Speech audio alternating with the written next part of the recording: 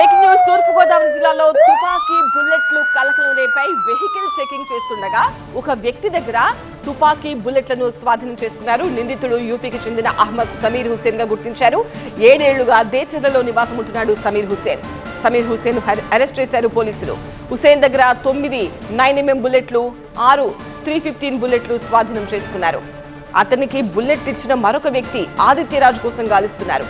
ఆదిత్యరాజ్ దగ్గర ఆయుధాలు కూడా ఉన్నట్టు చెప్పిన సమీర్ హుసేన్ ఇప్పటికే ఆదిత్యరాజ్ పై రాజమండ్రి పిఎస్ లో కేసులు కూడా ఉన్నాయి.